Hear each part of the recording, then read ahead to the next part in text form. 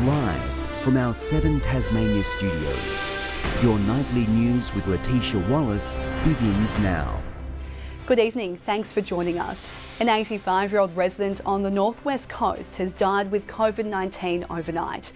The tragedy marks the second COVID death since Thursday, as 31 people remain in hospital with the virus.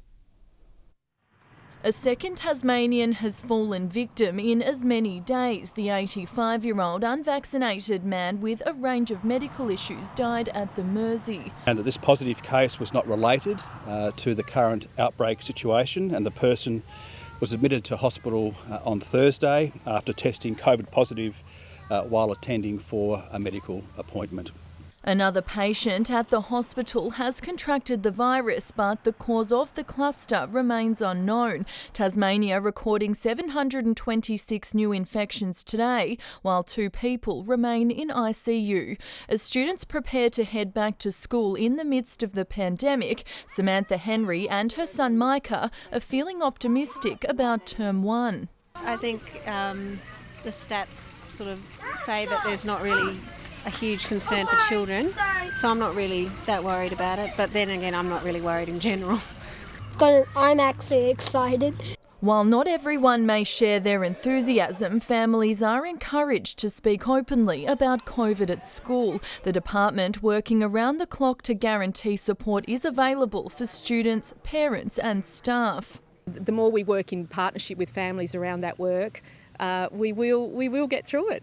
A vaccine mandate is now in place for all teachers, but there are concerns the return of school will largely hinge upon meeting the February 8 deadline, as well as millions of rapid antigen tests and masks arriving on time.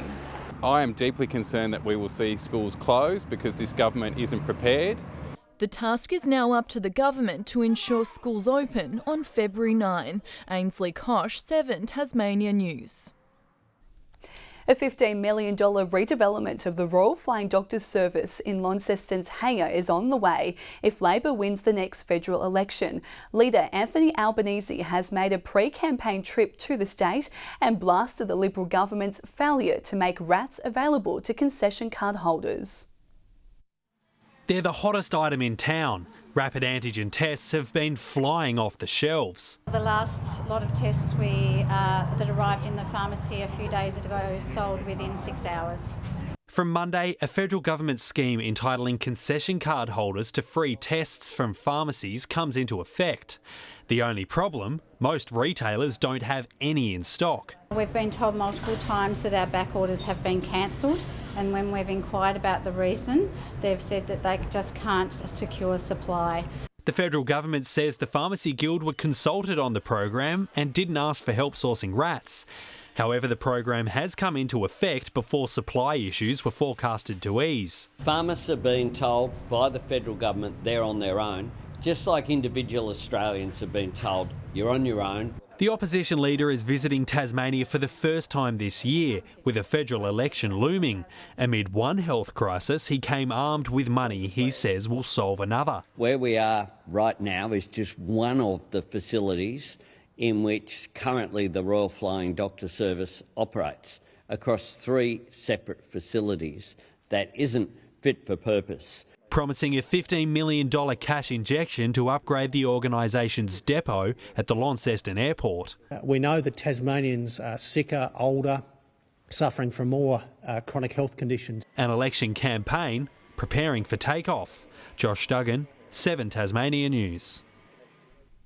A man is in a critical condition after he was struck by a car in North Hobart overnight. Police were called to the corner of Warwick and Church Streets around 1 a.m. after the man was found by members of the public. He was taken to the Royal Hobart Hospital with significant injuries. A damaged vehicle was found nearby and a woman aged in her 40s is assisting police with their inquiries. The pair is believed to be known to each other. Anyone who saw a white Hyundai sedan in the area is asked to contact police. After facing wild weather, historic political movements and the COVID-19 pandemic, Hobart's Salamanca Market is still standing after 5 decades. Tonight we look back at the iconic weekly event, which draws in locals and tourists every Saturday morning. Blue skies and the sun shining. The perfect day to enjoy Salamanca Market. Love the cherries, and we've seen some new stands like the oysters. Just fantastic to try things without going too far or having to drive many places. Something about this place, the atmosphere. It's really like celebration every time you're here. And everything is like new all the time. It's not the same. Crowds out and about today on the 50th anniversary of the beloved event. What grew from humble beginnings of just a handful of stalls selling produce and a bit of bric-a-brac has grown to more than 300 stall holders, and the market is now Tasmania's #1 tourist attraction and is known around the world. The fact that the historical buildings have been maintained in Hobart, that's one of the big draw cards in Hobart. Facing one of its biggest hurdles in 2020, when COVID-19 began to sweep through the world. The regular Saturday market closing in March that year, originally as a temporary measure, but staying shut as case numbers rose. Well, we've made this very tough decision based on the health and safety of everyone. This is a very large market. A lot of people come, about 25,000 during summer. Finally returning months later with a 500-person cap, slowly recovering and growing to where it is today, with COVID measures still in place. Salamanca Market was doing masks and check-ins so well before many other events were, so I think we've really adapted to the new conditions really well. 34 years earlier, becoming the site of major political and social change for the LGBTQIA community across the nation. Around 130 activists, including Rodney Croome, arrested over 7 Saturdays in 1988, refusing to comply with the ban on their market stall, petitioning to decriminalise homosexuality in Tasmania. It was a real turning point because I think that we showed the powers that be that we weren't weak or easily intimidated, that we were going to fight for our rights, and that we were here to make a difference. Little did Rodney know the impact it would create. When we were being arrested, we had no idea that that would become a pivotal moment in LGBTIQ plus history, and of course in the history of Salamanca Market. It's just what you do when you face discrimination. 10 years later, homosexuality was legalised. I'm very proud of the fact that I and so many others were willing to make that sacrifice, to stand up for equality, because it really did set Tasmania on the road to becoming a more equal and inclusive society. Sweeping change to sweeping weather, powerful winds causing havoc and the market to close for the first time in 2013. 5 years later, devastating floods inundating the space and throughout central Hobart. Stall holders, however, always persevering regardless of the conditions. We're very exposed to the elements down here at Salamanca Market. We trade whether it's raining, snowing, hailing, in winds, and of course, like today, in beautiful sunshine.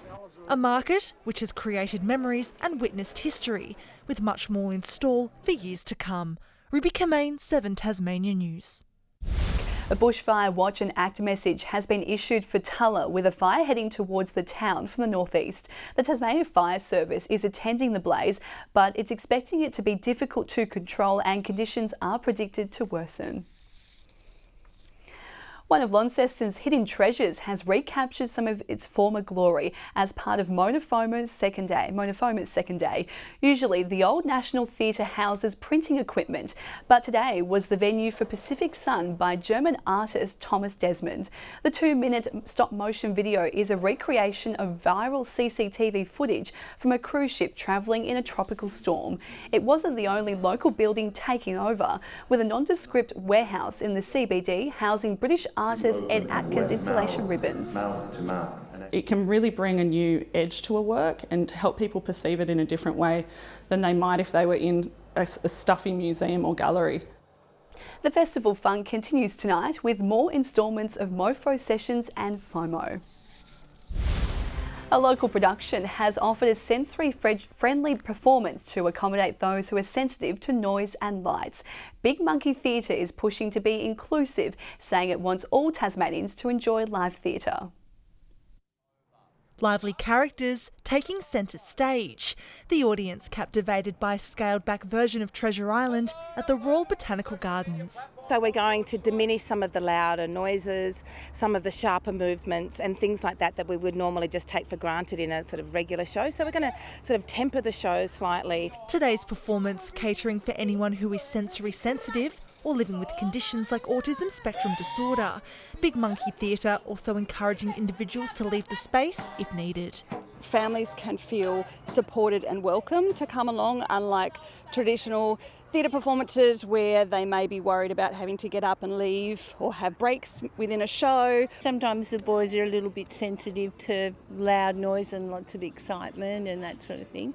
So, yeah, could be quite good for us. It'd be lovely. An Auslan interpreter also attending for those who are hearing impaired, as the cast remains flexible when acting, gauging the reception of the audience. Just us as actors, we have to have a little bit more of a heightened awareness in case anyone does react to anything too big or too loud that we do. The theatre company putting on one sensory-friendly show during every production. We just want to make sure that it's available to everyone, and I think that's what theatre should be. It should be accessible and approachable to all walks of life.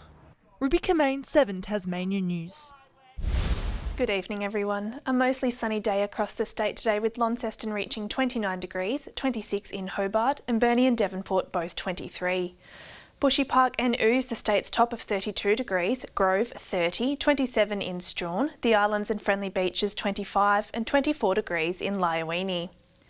Low cloud lingered about the far northwest coast of the state today but clear skies elsewhere until some high-level cloud drifted over the south in the afternoon.